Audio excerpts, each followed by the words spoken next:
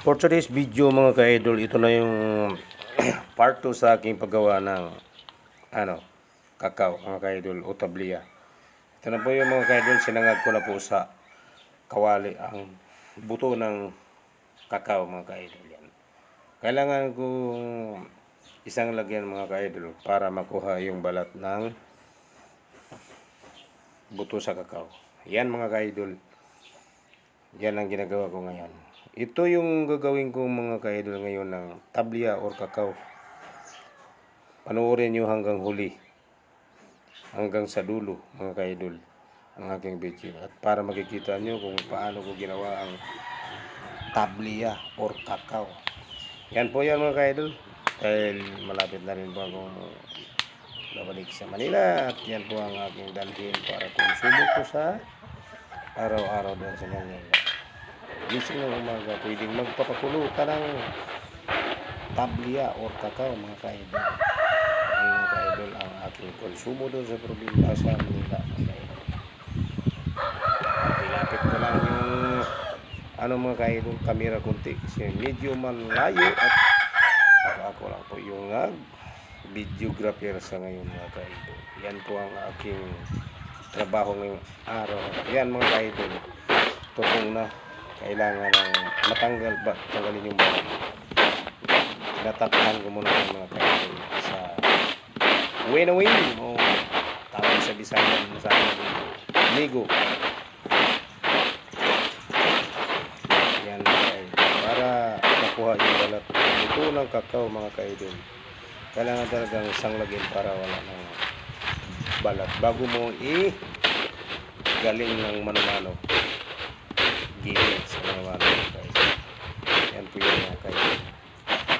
At ayan na mga ka-idol, medyo nakuha na natin yung balat. Pero kailangan ayusin para hindi na sama yung balat sa paggiling ng mano-mano. At makikita nyo mga ka-idol, ito yung ginagawa ko. Nilinisan ko muna talaga. Natawag yan sa mga Bisaya. Ayan yan, na mga ka-idol ang finished product oh. Yan, finished product na po yan mga ka-idol. At ready to giling na yan sa yan mga ka-idol. Mano-mano na molinuhan mga ka-idol. At makikita nyo po yan mga ka-idol mamaya. Yan.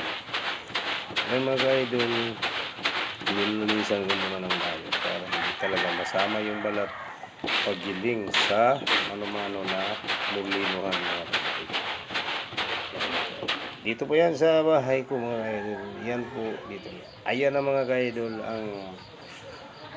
ang finish na bigas at buto ng kakao. At inumpisahan ko na mga ka-idol. At tignan nyo mga ka-idol kung anong ginagawa ko dyan. Yan.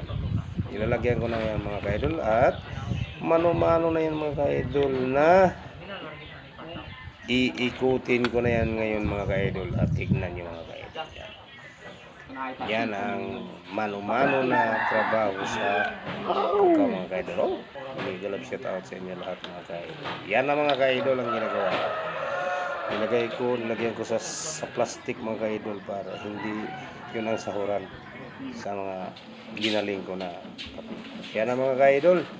Ito na yung actual na tapos na yan mga ka-idol. Yan. At i-divide ko na yan mga ka-idol sa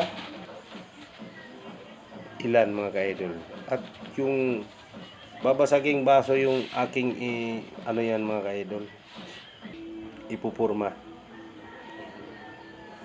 Yan ang ginagawa ko mga ka-idol. Final products na yan mga ka-idol. Ngayon makikita nyo mga ka-idol. At yan na mga ka-idol ang aking final na ginagawang tablia or kakao. Yan mga ka-idol. Yan po mga ka-idol ang At mga ka-idol, hanggang dito na lang po ang ating video. Bye-bye and God bless sa inyong lahat. And good morning.